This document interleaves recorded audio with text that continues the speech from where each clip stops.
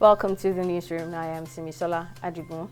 President Muhammadu Buhari has approved the removal of Brigadier General Mohammed Kuka Fada as the Director General of the National Youth Service Corps (NYSC). Fada's removal comes only 6 months after his appointment as the NYSC boss in May 2022. According to sources, Fada's removal was because he exhibited glaring incompetence in the 6 months he was piloted the affairs of the NYSC. Fada has been ordered to hand over to the most senior civil servant in the NYSC to head it in the interim, pending the appointment of a substantive DG.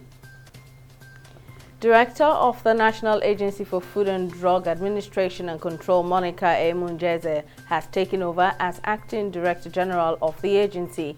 This is following the expiration of the tenure of Professor Mojisola Adeyeye as the DG of the agency, who was appointed on November 3, 2017 by President Muhammadu Buhari. Until her appointment, Emunjeze was the agency's Director of Registration and Regulatory Affairs.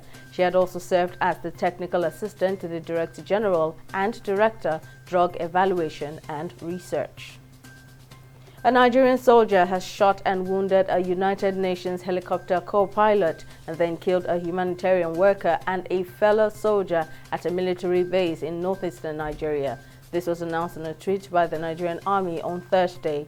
The Army spokesman for the counter-insurgency operation, Samson Zakom, said the unnamed soldier went on to shoot and kill a worker from one of the organizations providing humanitarian support in the region before turning on a fellow soldier.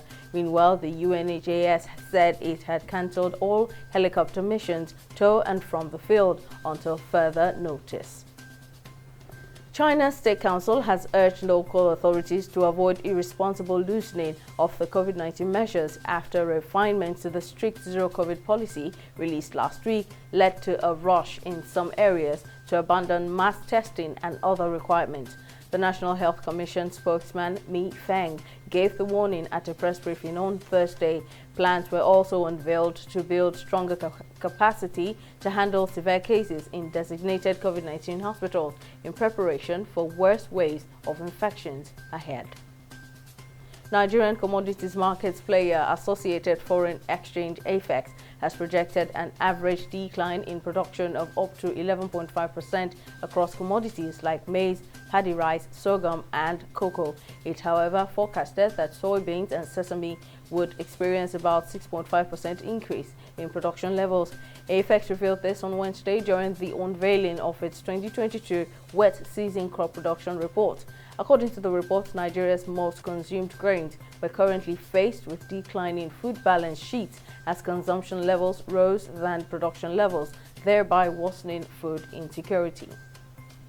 India has successfully launched its first privately developed rocket, the Vikram-S, on Friday, a milestone in the country's effort to create a commercial space industry and to compete on cost.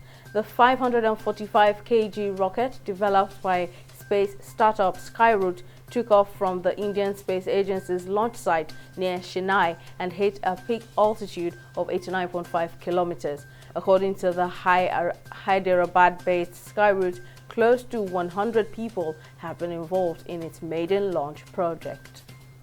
In sports, Super Eagles player Victor Osimhen has won the Best Young Player prize at the 2022 Globe Soccer Award. The Napoli forward beat Xavi and Valverde to scoop the prize in a ceremony held at the Madinat Jumeirah in Dubai on Thursday. Osimhen, who registered 38 goals and 12 assists in 76 appearances for Napoli in the last 2 seasons, is the inaugural winner of the award in the category that made its debut this year. That's it on the newsroom at this time. Thank you for watching.